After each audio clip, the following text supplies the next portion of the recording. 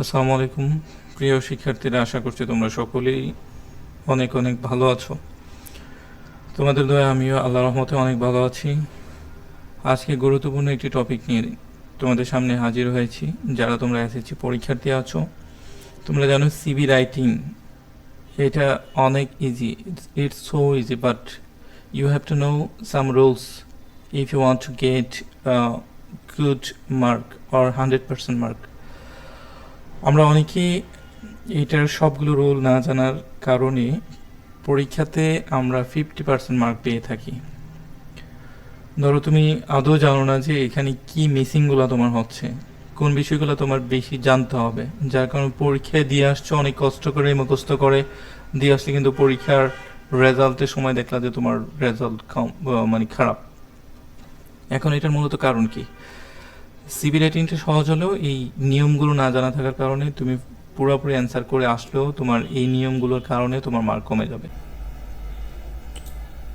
প্রিয় শিক্ষার্থীরা, তোমরা এই বিষয়টিকে অবশ্যই মাথায় রেখে সিবি রাইটিং শুরু করতে হবে। সেই ক্ষেত্রে তোমাদের যেটা মাথায় রাখতে হবে, কোন পেজ থেকে তুমি লেখাটা শুরু করবে। দেখো, আমাদের খাতাটা উল্টানোর পরে এরকম বইয়ের মতো উল্টায় আমরা, বাম পাশ থেকে শুরু করে ডান পাশের পেজে গিয়ে শেষ করব, কিন্তু উল্টানো যাবে না। যেমন এপিটোপিটে কোনোভাবেই সিবি লেখা যাবে না। যদি এপিটোপিট করো তাহলে তোমাকে এক্সামিনার মার্ক দিবে না, হয়তো দয়া করে কিছু মার্ক দিতে পারে, নাও দিতে পারে। তো সেই জন্য তোমাকে এই যে ফরম্যাটটা আছে এই ফরম্যাটটাকে ফলো করতে হবে। বাম পাশ থেকে শুরু করে ডান পাশের পেজে প্রথম পেজে কভার লেটার লিখবে, এরপরে কারিকুলাম বিটা এটা দিয়ে তুমি শেষ করে দিবে, এর মধ্যেই শেষ করতে হবে, কোনোভাবে পরের পেজে যাওয়া যাবে না। এই জিনিসটা অবশ্যই তুমি স্ট্রিক্টলি মেনটেন করবে। দেখো, কোশ্চেনের প্যাটার্নটা আমি দিয়ে দিয়েছি। কোশ্চেনে এইভাবে অ্যান্সারটা কোশ্চেনটা দেওয়া থাকবে।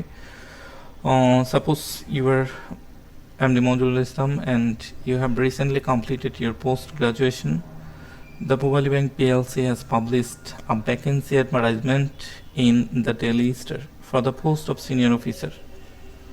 এটা senior officer, junior officer, sales officer, যে কোনো পদ থাকুক, যে কোনো অর্গানাইজেশন থাকুক, এটা নিয়ে তোমার কোনো চিন্তা করা দরকার নেই। এই সিবিটা শিখলে তুমি যে কোনো পোস্টের জন্য যে কোনো অর্গানাইজেশনে আবেদন করতে পারবে।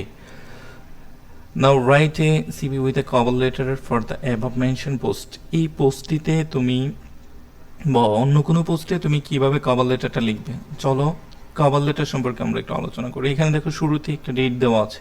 এই ডেটটা হবে তুমি যেই দিন লিখছো, তুমি যেই দিন কভার লেটারটা লিখছো সেই দিনের ডেট হবে এইটা। এখন কভার লেটার তুমি কবে লিখেছো?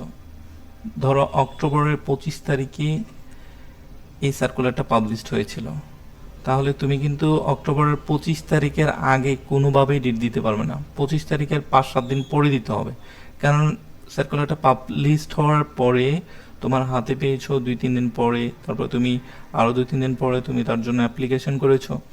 অবশ্যই তোমাকে 1 সপ্তাহ পরে ডেট দেওয়াটা উত্তম মনে করছি।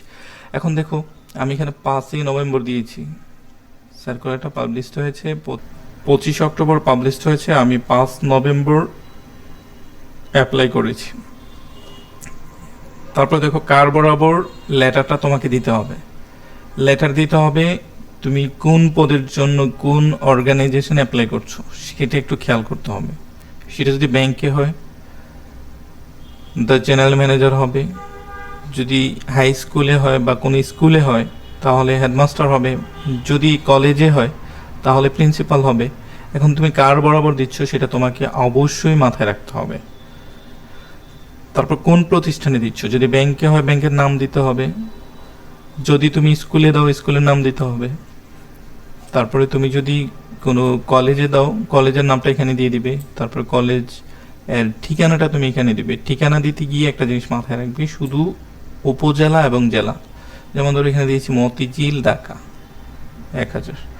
এখন তুমি যদি কুমিল্লার হও তোমার উপজেলা বরিচং কুমিল্লা দিবা, যদি ব্রাহ্মণবাড়িয়া হয় ব্রাহ্মণবাড়িয়া কসবা ব্রাহ্মণবাড়িয়া দিবে, এইভাবে করে দিয়ে যাবে।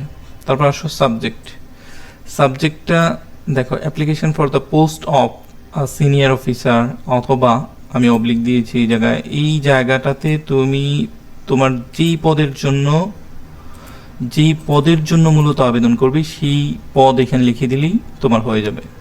তুমি শুধু এটা মুখস্থ করে নাও ভালো করে।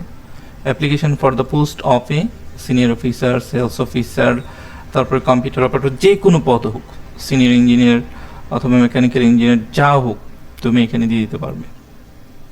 তারপরে চলো, sir in response to your advertisements published in the Daily Star dated on এত, এই ডেটে পাবলিশড হয়েছে, I am applying for the post of a senior officer অথবা অ্যাসিস্ট্যান্ট টিচার ইন ইউর, ধরো অ্যাসিস্ট্যান্ট টিচার যদি দাও তুমি অবশ্যই ইন ইউর ব্যাংক, ব্যাংকের নাম দিতে হবে না, সরি, তুমি ইন ইউর ব্যাংক, যদি স্কুল হয় স্কুল, তারপরে যদি কলেজ হয় কলেজ, তুমি এটা দিলেই হবে। তারপরে আসো, my complete CV, attested copies of documents and photographs are enclosed herewith for your kind consideration. এই কথাটা সবগুলো সিভির ক্ষেত্রে একই রকম হবে, শুধু আমি যে যে জায়গাগুলোতে বোল্ড করে দিয়েছি এই জায়গাগুলো তুমি শুধু চেঞ্জ করে দিবে, শুধু এই জায়গাগুলো চেঞ্জ করে দিবে, আর বাকি যা আছে সব একরকম হবে। তাহলে তোমার একটা সিভি দিয়ে তুমি সবগুলো যে কোনো ধরনের সিভি তুমি লিখতে পারবে। তারপর দেখো, I hope that you will give an opportunity to prove my ability for the post, লিখে তারপর yours obediently তোমার নাম লিখে দিবে, দিয়ে কভার লেটারের কাজ শেষ। পরবর্তীতে তুমি কারিকুলাম বিটারটা তুমি যেভাবে লিখবে, কারিকুলাম বিটা লিখতে গিয়ে প্রথমে পার্সোনাল ডিটেলসটা তোমাকে লিখতে হবে। পার্সোনাল ডিটেলসে যা যা থাকবে, তোমার নাম থাকবে প্রথমে,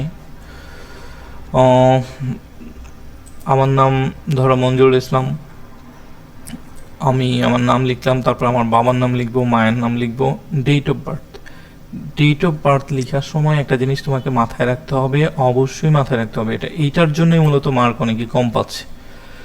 তুমি এইখানে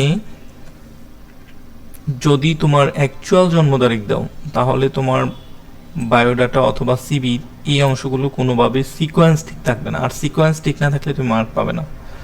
তাহলে দেখো, আমি এখানে দিয়েছি 2000 সাল, 2000 আমি আগেও দিতে পারি, কিন্তু 2000-এর পরে যদি দিই, ধরো তোমার জন্ম হলো 2008 সাল, যেহেতু তুমি এসএসসি পরীক্ষা দিবে 2025, 8 অথবা 9 হতে পারে, 8 অথবা 9 যদি হয়, তুমি এটা কোনোভাবেই সিকোয়েন্স মিল রাখতে পারবে না। অনেকে মনে করে আবল তাবল একটা দিলেই মনে হলো, আবল তাবল দিলে তোমাকে কোনোভাবেই কোনো এক্সামিনার মার্ক দিবে না, হয়তো বা 2-3 মার্ক বা 4 মার্ক দিতে পারে দয়া করে। তাহলে তোমাকে এটা মাথায় রাখতে হবে, যদি 2000 সাল আমি দিই, তাহলে আমি 16 বছরে এসএসসি পরীক্ষা দিব, 15-16 বছরেই মূলত এসএসসি পরীক্ষা দেওয়া হয়। তাহলে এই জায়গাটা একটু দেখো, এডুকেশনাল কোয়ালিফিকেশনের জায়গাটা একটু দেখো, এখানে 2000 সালে যদি তুমি দিয়ে থাকো জন্ম তারিখ, তাহলে 16 সালে এসে তুমি এসএসসি পরীক্ষা দিবে, আর ইন্টারমিডিয়েট পরীক্ষা দিবে আর 2 বছর পর, 16 সাল তাহলে 2018 সাল, তারপর অনার্স পাস করবে তুমি আর 4 বছর পর, 18-22 বছর, তারপরে তুমি মাস্টার্স এমবিএ হতে পারে, এমএসসি হতে পারে, বিএসসি হতে পারে, যা হোক, তুমি এইখানে দিলে তুমি আর 1 বছর, তাহলে 2023 সাল। তুমি এইটা মাথায় রাখবে যে এই ক্যালকুলেশনটা, সিকোয়েন্সটা যেন 2024-কে ক্রস না করে। 2024-কে যদি ক্রস করে, তাহলে তোমার সিবি কোনোভাবেই অ্যাকসেপ্টেবল হবে না, এক্সামিনার এটা দেখেই উনি তোমাকে মার্ক অনেক কম দিবে।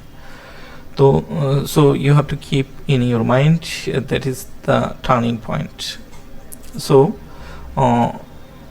আর কি কি বিষয় আছে এখানে, রিলিজিয়ন আছে, ন্যাশনালিটি আছে, nationality Bangladeshi by birth, religion তুমি যে ধর্মে সেই ধর্মে দিয়ে দিবা, ম্যারিটাল স্ট্যাটাস আনম্যারিড, জেন্ডার আছে মেল, ব্লাড গ্রুপ, তারপর প্রেজেন্ট অ্যাড্রেস এবং পার্মানেন্ট অ্যাড্রেস অনেকের ক্ষেত্রে সেম হয়ে থাকে, তাহলে তুমি ডু দিয়ে দিবা, অথবা তুমি পুরোটা আবার লিখে দিতে পারো সেম। এডুকেশন কোয়ালিফিকেশন তো বুঝিয়ে দিলাম, এখানে এই কয়টা কলাম, 4টা কলাম রাখতে হবে, এক্সাম, রেজাল্ট, ইয়ার, বোর্ড অথবা ইউনিভার্সিটি। এক্সামগুলা তুমি একটু মুখস্থ করে নেবে কোনটার পর কোনটা, যেন ভুল না হয়। তারপরে দেখো, স্কুল কলেজের ক্ষেত্রে ইন্টারমিডিয়েট পর্যন্ত জিপিএ বলি আমরা, এরপরে হলো সিজিপিএ, এটা কিন্তু সিজিপিএ লিখতে হবে। তারপরে পাসিং ইয়ারটার সিকোয়েন্স ঠিক রাখবে, তারপরে কোন বোর্ড থেকে অথবা ইউনিভার্সিটি পরীক্ষা দিয়েছো সেটা লিখতে হবে, অ্যাকচুয়াল লিখতে হবে।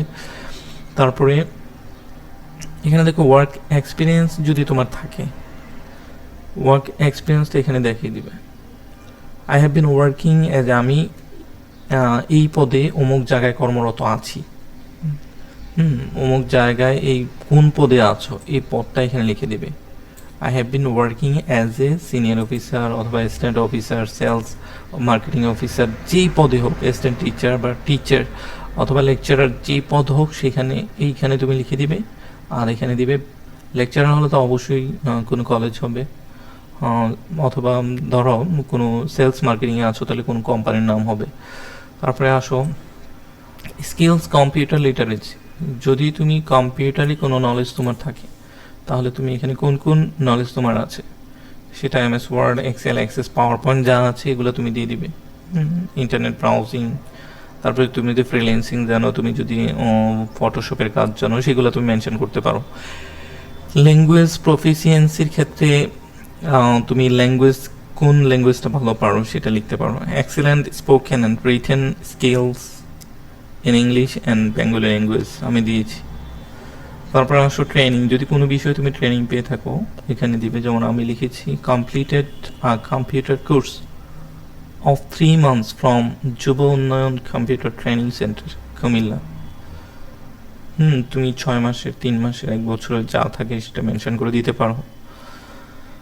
হবিস থাকতে পারে, সেটা দিলেও পারো, অপশনাল তুমি না দিলেও পারো। Hobbies reading newspaper, watching movie, writing তোমার কন্টেন্ট অথবা article, playing cricket, watching movie তো এখানে দেওয়া আছে। তারপর ট্রাভেলিং, এগুলো দিতে পারো। তারপর 2জন রেফারেন্সের নাম দিয়ে দিলে বা 1জন রেফারেন্স দিলে হবে। রেফারেন্স তুমি একজনের নাম লিখে যে কোনো একটা পদবি, লেকচারার অথবা হেডমাস্টার, প্রিন্সিপাল অথবা সিনিয়র অফিসার, এরকম কোনো কিছু দিয়ে প্রতিষ্ঠানের নাম দিয়ে দিলেন। যে প্রতিষ্ঠানে উনি আছেন আমি যেভাবে দিয়েছি, department of information technology, Comilla university, Comilla, mobile number দিয়েছি। তারপর তোমার সিগনেচার দিয়ে তোমার নাম লিখে শেষ, ফিনিশড। আই থিঙ্ক যদি এই নিয়মটা তুমি ফলো করো, তোমার একটি নাম্বারও এখান থেকে কম দেবে না তোমার এক্সামিনার। তো আবারও কোনো টপিক নিয়ে তোমাদের সামনে হাজির হয়ে যাব। কোন ধরনের ভিডিও দিলে তোমরা উপকৃত হবে সেটা আমাকে জানাবে।